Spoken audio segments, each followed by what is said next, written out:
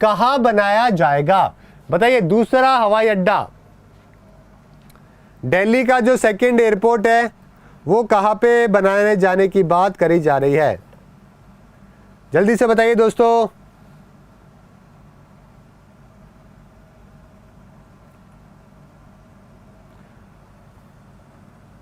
देखिए यहां पे जो ये सवाल है ना, ठीक है, ये जो सवाल आया था 2017 के पेपर के अंदर, उस टाइम पे बात करी जा रही थी कि भाई भिवाड़ी के अंदर जो है ये हवाई अड्डा है जो कि बनाया जाएगा। लेकिन अभी प्रेजेंट के अंदर अगर मैं बात करूं ना, तो ये जो एयरपोर्ट जो नया वाला बन रहा है वो कहां पे बन रहा है दोस्तों? ग्रेटर नोएडा, ग्रेटर नोएडा, ठीक है। गाजियाबाद वाला जो एरिया है, ग्रेटर नोएडा वाला जो एरिया है, वहां पे इसको ओपन करने की बातचीत करी जा रही है। तो अगर अब जो आपके एग्जाम में पेपर में आएगा तो आपको ये ऑप्शन मिलेगा, उस टाइम पे आपको ये ऑप्शन मिला था तो आपका भिवाड़ी बिल्कुल सही आंसर था। लेकिन इस बार दोस्तों आपका आंसर क्या होगा? ग्रेटर नोएडा या फिर गाजियाबाद आपका सही आंसर होगा। और बोला जा रहा है वहां पे आपको जल्दी ही उत्तर प्रदेश के अंदर दूसरा दिल्ली के जो IGI एयरपोर्ट के ऊपर जो है ना, लोड कम करने के लिए ऐसा किया जा रहा है।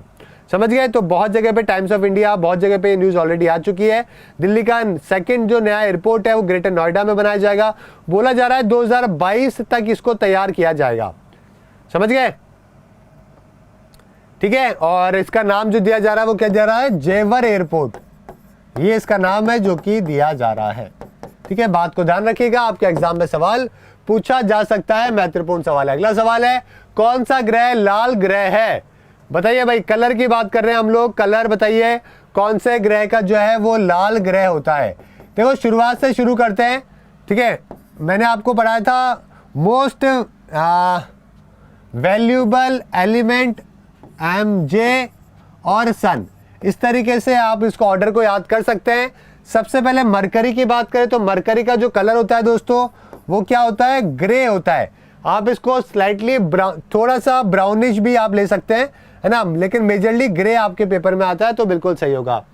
वीनस के बारे में बोले तो थोड़ा सा दोस्तों येलो होता है, इसलिए हम इसको पेल येलो है जो कि करते हैं। अर्थ के बारे में आपको मालूम ही है दोस्तों, मोस्टली कैसी है? ब्लू, है ना। आगे बात करें मार्स की तो मार्स दोस्तों रेडिश ब्राउन कलर, तो यानी कि रेड हम इसको कहते हैं। तो आपका आंसर यहाँ पे क्या हो जाएगा? मंगल ग्रह आपका बिल्कुल सही आंसर हो जाएगा। जुपिटर की बात करें तो दोस्तों जुपिटर का कलर जो आता है वो आता है ऑरेंज कलर का। सैटर्न की बात करें तो ये होता है आपके पेल गोल्ड कलर का।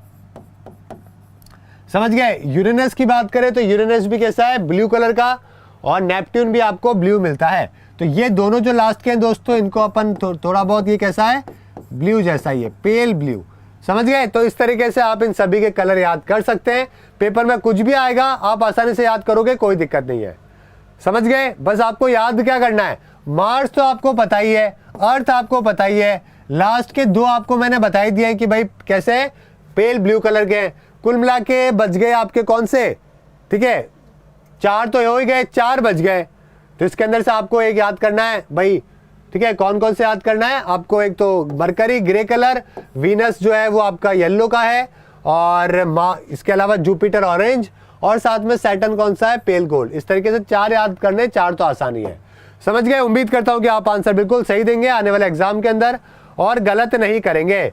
और साथ में भाई वीडियो को शेयर कर दो ताकि सभी बच्चे और भी पढ़ सके। हजारों लाखों बच्चों ने फॉर्म भरा है और इतने कम बच्चे पढ़ते हैं भाई, क्या बात है।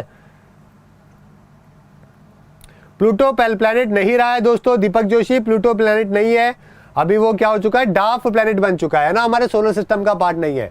इस्पात और लोहे का गैल्वीकरण किसके द्वारा किया जाता है? जल्दी से बताइए, गैल्वीकरण को बताइए, क्या कैसे जो है वो गैल्वीकरण है जो कि किया जाता है? गैल्वेनाइजेशन जिसको अपन कहते हैं।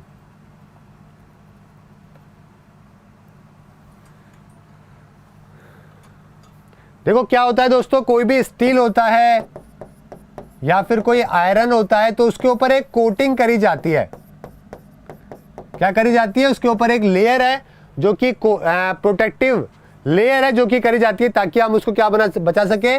जो जंग होती है ना उससे हम उसको बचा सके, रस्ट से हम उसको बचा सके। लोहे के ऊपर जंग लग जाती है तो भाई जंग से बचाने के लिए हम उसके ऊपर एक लेयर चढ़ाते हैं। है ना, उसको अपन गैल्वेनाइजेशन कहते हैं, गैल्वीकरण कहते हैं। और वो किसकी चढ़ाते हैं अपन जंग? जिंक की चढ़ाते हैं। तो जिंक है ना, जिंक जो है उसके ऊपर एक लेयर है जो कि चढ़ाई जाती है, समझ गए? उसको अपन किससे बचाते हैं के लिए? हम उसको जंग से बचाने के लिए, ठीक है। तो आपका आंसर क्या हो जाएगा? जस्ता आपका यहाँ पे बिल्कुल सही आंसर हो जाएगा। काफी सारे बच्चों का आंसर बिल्कुल सही है, लेकिन बच्चों को ये तो पढ़ा हुआ है कि भाई गैल्वीकरण जो है जस्ता के द्वारा किया जाता है, जिंक के द्वारा, लेकिन उनको पता नहीं होता ये होता क्या है, समझ गए? तो आप ये समझने की भी कोशिश क्या करें कि कौन सा प्रोसेस किस चीज के लिए काम में आता है। थोड़ा प्रैक्टिकली आपके लिए इंपॉर्टेंट है चीजों को समझना, ठीक है? हाँ बिल्कुल ठीक है।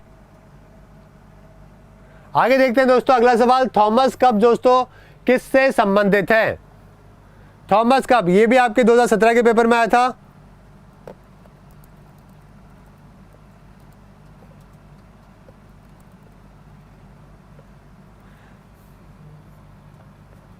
देखो दोस्तों, नॉर्मली आपके पेपर के अंदर जो पूछा जाता है ना, वो अजलन शाह पूछी जाती है, जो कि आपको मालूम है हॉकी से संबंधित है। एशिया कप आता है, एक आगा खान कप, ठीक है। देखो क्रिकेट की तो आपको मालूम ही है, क्रिकेट की तो जो बहुत फेमस है जो कि पेपर में आती है वो आता है एक तो दियोदर ट्रॉफी, क्रिकेट से संबंधित मैं आपको कुछ करा देता हूँ। हाँ, एक तो दियोदर ट्रॉफी है ना, एक कौन सी है? दिलीप ट्रॉफी का नाम भी आपने सुना ही है ना, दिलीप ट्रॉफी है। देखो ये तो आपका बड़ा आसान सा क्वेश्चन है। थॉमस कप तो आप सभी को मालूम है, बैडमिंटन आपका सही आंसर होगा। लेकिन अगर मान लो कल को इस टॉपिक से दोस्तों मुश्किल सवाल भी आ गया तो आप कैसे याद करोगे? इसलिए अपन इसको थोड़ा सा और डेप्थ में पढ़ते हैं। जैसे कि क्रिकेट की बात करें तो भाई आपको दियोदर ट्रॉफी, दिलीप ट्रॉफी ध्यान रखना है ना। इसके अलावा बात करें, ईरानी ट्रॉफी होती है, ईरानी कप होता है, वो भी क्रिकेट का होता है। रणजी कप होता है, रणजी ट्रॉफी जो होती है वो भी होता है, ठीक है। इसके अलावा बात करें सहारा कप, शारजाह, वो तो आपको मालूम ही है। काफी लोगों को पता नहीं होता टाइटन कप के बारे में, टाइटन कप भी दोस्तों क्रिकेट का ही होता है, ठीक है। विजय मर्चेंट है एक और, विजय मर्चेंट, ठीक है। तो विजय मर्चेंट ट्रॉफी भी होती है। तो ये सब क्रिकेट की ट्रॉफी है जो कि बड़ी फेमस है। हमारे देश की बात कर रहा हूं, इंटरनेशनली बात नहीं कर रहा। फुटबॉल की बात करें तो फुटबॉल के अंदर दोस्तों बहुत ही फेमस जो है डूरंड कप बड़ा फेमस है, ठीक है। डूरंड कप जो है वो आपके बड़ा फेमस है। इसके अलावा एक बंदोदकर ट्रॉफी होती है, बहुत कम लोगों को मालूम होता है बंदोदकर को लेकर, बंदोदकर ट्रॉफी वो भी किसकी है दोस्तों? फुटबॉल की है, समझ गए। इसके अलावा एक कलिंगा कप होता है, संतोष ट्रॉफी होती है, संतोष ट्रॉफी, एक कलिंगा कप होता है। ये सब किसकी है दोस्तों? फुटबॉल की है, जो कि अक्सर पेपर के अंदर आती रहती है, समझ गए। सुब्रोतो कप भी होता है। हॉकी की बात करें दोस्तों तो हॉकी के लिए पिछली बार रेलवे के अंदर एक सवाल पूछा गया था हॉकी का, याद होगा तो आपको। हॉकी का एक सवाल पूछा गया था, हॉकी का लिख देता हूं मैं यहाँ पे आपके लिए। हॉकी का सवाल आया था रेलवे के, अभी आपके एलपी के एग्जाम में आया था, मुरुगप्पा गोल्ड कप, मुरुगप्पा, ठीक है। मुरुगप्पा गोल्ड कप आया था एक, तो बहुत लोगों को पता नहीं था ये किसकी है, हॉकी की है। बाकी ध्यानचंद, आगा खान कप है ना। एक रणजीत सिंह गोल्ड कप भी होता है, महाराजा रणजीत सिंह गोल्ड कप, वो भी किसका होता है? हॉकी का होता है, ठीक है। इसके अलावा अगर मैं बात करूं टेनिस की तो ऐसा कुछ ज्यादा इंपॉर्टेंट है नहीं, आप सभी को पता ही है, नॉर्मली होता है ऑस्ट्रेलियन, फ्रेंच, विंबलडन, ये सब बाहर के होते हैं जो कि आपको लिए पेपर के लिए इंपॉर्टेंट होते हैं, है ना, ठीक है। थॉमस कप देखिए दोस्तों किसके लिए होता है? मैन के लिए होता है। और वैसे ही महिलाओं के लिए किसके लिए होता है? महिलाओं के लिए कौन सा होता है? उबर कप होता है ना, महिलाओं के लिए होता है उबर कप, ये भी बैडमिंटन का है। और पुरुषों के लिए कौन सा होता है? थॉमस कप होता है, समझ गए। तो ये सब आपको ध्यान रखना है, पेपर के अंदर आपको यहां से डायरेक्टली सवाल है जो कि देखने को मिलेंगे, है ना। चलिए अगला सवाल देखते हैं। म्यांमार के पहले नागरिक राष्ट्रपति कौन थे? First civilian president of Myanmar, जल्दी से बताइए।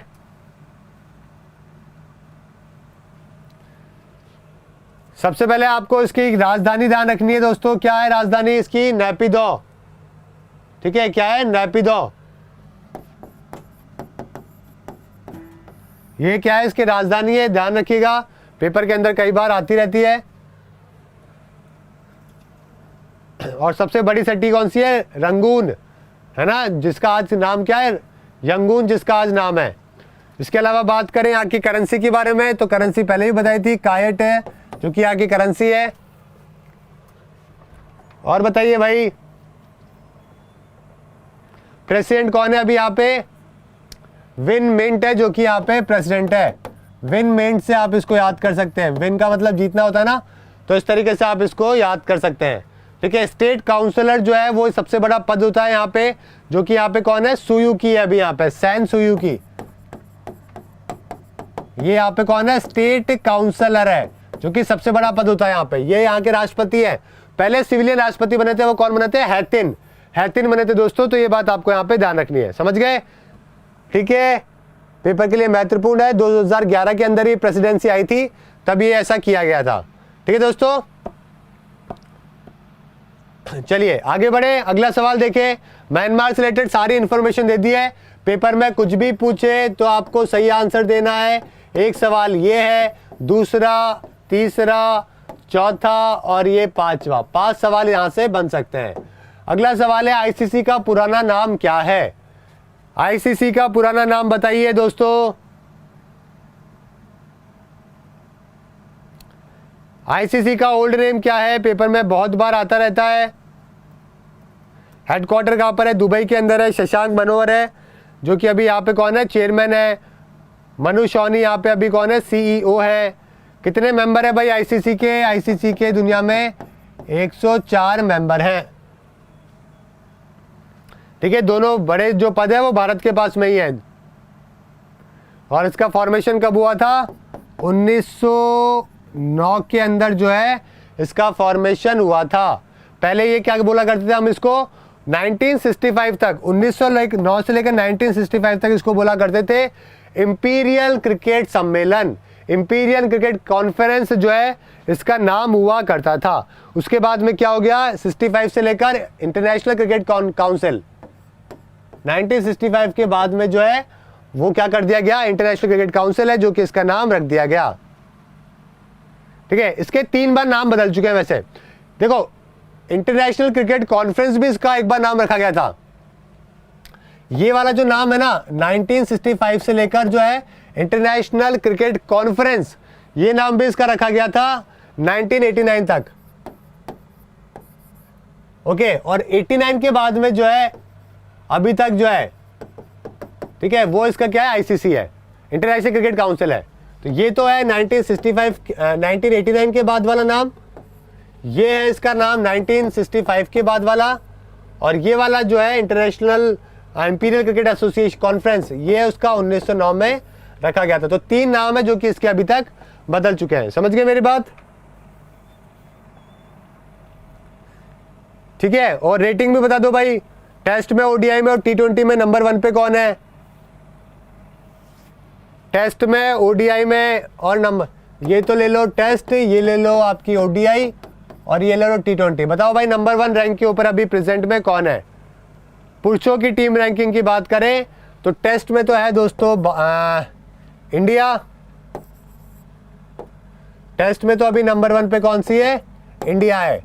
ओडीआई की बात करें तो ओडीआई के अंदर दोस्तों इंग्लैंड ने वर्ल्ड कप जीता है, इंग्लैंड नंबर 1 पर है। टी20 में आपको जान के हैरानी होगी, लेकिन दोस्तों पाकिस्तान नंबर 1 पर है।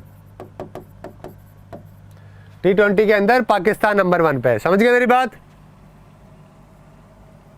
ठीक है, और अगर महिलाओं की अगर आपसे पूछे तो महिलाओं के टेस्ट की तो है नहीं रैंकिंग, ओडीआई और टी20 की बात करें तो ओडीआई में तो भाई हमेशा ऑस्ट्रेलिया ही रहती है ऊपर, और टी20 की बात करें तो टी20 में भी ऑस्ट्रेलिया ही है।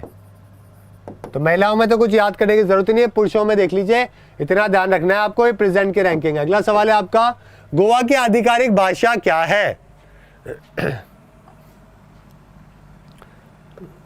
जल्दी से बताइए।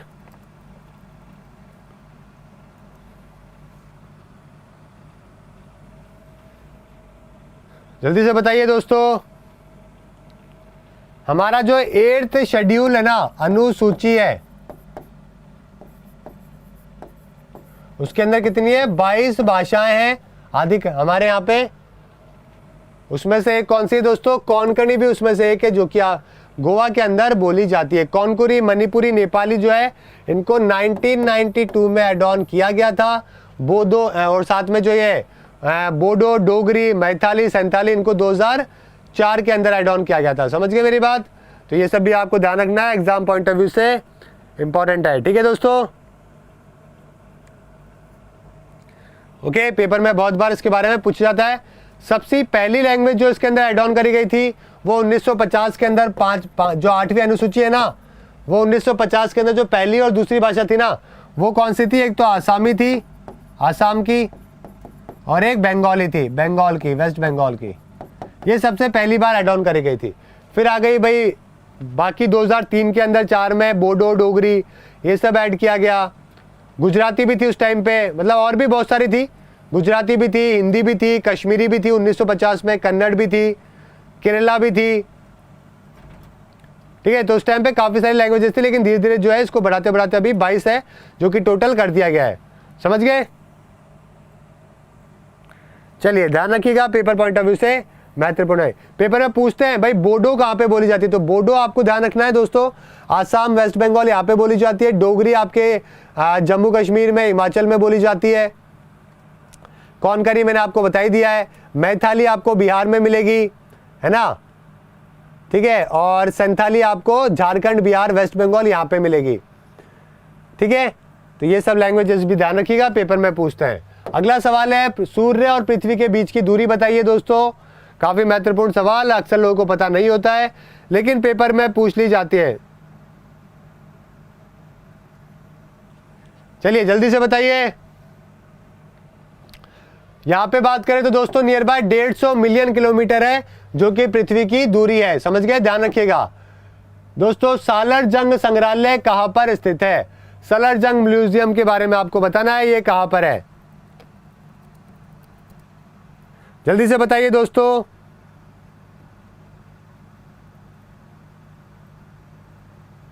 मूसी नदी के पास में। मूसी नदी कहां पर है भाई? मूसी जो नदी है उसी के पास में, और ये कहां पर है? ये हैदराबाद के अंदर है। ठीक है, ये और ये तीसरा नेशनल म्यूजियम था भारत का।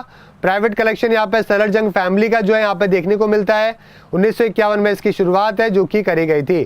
ठीक है दोस्तों, चलिए अगला सवाल देखते हैं। अगला सवाल है 2019 में विश्व का सबसे खुशहाल देश कौन सा था? जल्दी से बताइए। वर्ल्ड हैप्पीएस्ट कंट्री,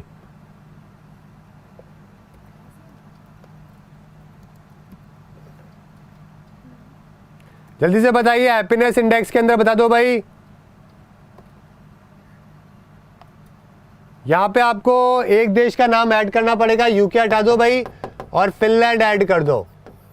ठीक है, फिनलैंड ऐड कर दो, क्योंकि यहाँ पे दोस्तों फिनलैंड जो है वो दुनिया में नंबर 1 के ऊपर रहा है अगर हम सबसे वर्ल्ड हैप्पीनेस इंडेक्स की बात करें तो। ठीक है, यहाँ पे लिखा हुआ नहीं है, लेकिन हम उसी के बिहाफ में खुशहाल देश की जो डेफिनेशन है वो हैप्पीनेस इंडेक्स 2019 के हिसाब से ही बताते हैं। समझ गए? भारत की रैंकिंग 140 है, सभी को मालूम है। पाकिस्तान का पार्लियामेंट का नाम क्या है ये बताइए।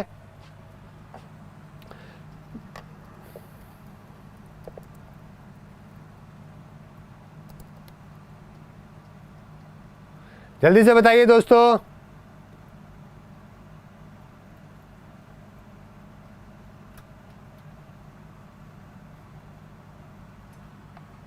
आंसर क्या होगा यहाँ पे?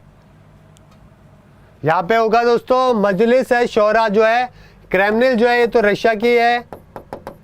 ठीक है, रशिया की बोलते हैं। और साथ में यहाँ पे मजलिस शोरा जो है, क्रेमलिन जो है वो वैसे जैसे कि व्हाइट हाउस है ना, वैसे व्हाइट हाउस है ना, वैसे यहाँ के वहाँ के प्रेसिडेंट हाउस को कहते हैं एक्चुअली के अंदर, है ना। ठीक है, जैसे व्हाइट हाउस यूएसए में, वैसे क्रेमलिन जो है वो रशिया में बोला जाता है। यहाँ की जो पार्लियामेंट है पाकिस्तान की उसको मजलिस शोरा है जो कि बोलते हैं। अगला सवाल, शुक्र वायुमंडल में कौन सी गैस ज्यादातर मौजूद होती है? जल्दी से बताइए। वीनस के एटमॉस्फेयर में कौन सी गैस है जो कि ज्यादातर मिलती है? वैसे ही जापान की जो पार्लियामेंट है ना, जापान की जो पार्लियामेंट है उसको क्या बोलते हैं? डाइट कहते हैं ना, ध्यान रखिएगा। जापान की पार्लियामेंट को बहुत ही फेमस है डाइट। और इजराइल की जो है उसका भी बता दीजिए। इजराइल की है वो है किनसेट। ये कुछ नाम है जो कि पेपर के अंदर अक्सर, यूएसए की तो कांग्रेस को कांग्रेस कहते हैं, ठीक है, वो तो कोई बड़ी बात नहीं है। रशिया की जो है उसका एक और नाम है दोस्तों, रशिया का जो मेजर नाम है ना पार्लियामेंट का, उसका नाम है डूमा। रशिया की है ये, डूमा है वैसे एक्चुअली, लेकिन व्हाइट हाउस जैसे वैसे उसको क्रिमिनल कहते हैं, जो कि पेपर में पूछते हैं। मजलिस ईरान की भी है वैसे, लेकिन मजलिस शोरा की बात करें तो ये पाकिस्तान की है, और अफगानिस्तान का भी शोरा ही नाम है। चलिए आंसर बताइए यहाँ पे क्या होगा। आंसर यहाँ पे कार्बन डाइऑक्साइड आपका बिल्कुल सही आंसर है। पृथ्वी पे सबसे बुद्धिमान स्तनपायी कौन सा है? Most intelligent mammal on earth, दोस्तों बताइए कौन है?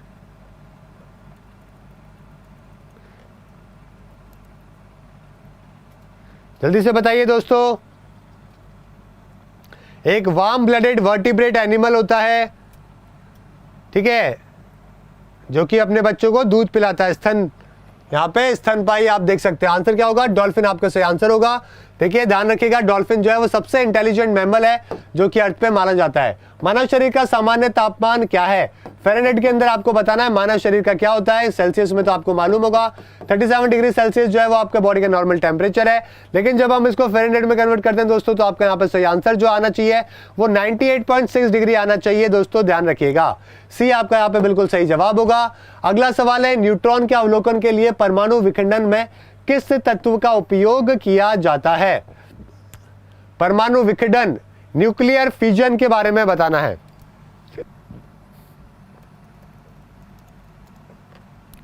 जल्दी से बताइए।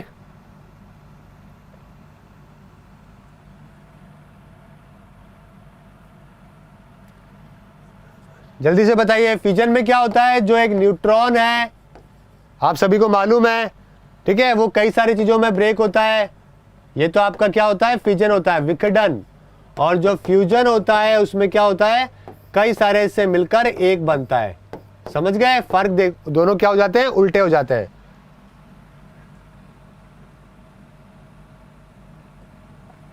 जल्दी से आंसर बताइए भाई, क्या है? चलिए आपका यहाँ पे आंसर क्या हो जाएगा? यहाँ पे आपका कैडमियम आपका बिल्कुल सही आंसर हो जाएगा, ध्यान रखिएगा। कैडमियम, कैडमियम है दोस्तों जो कि न्यूक्लियर फ्यूजन के अंदर काम में लिया जाता है, ऑब्जर्व करने को लेकर किसको? न्यूट्रॉन को।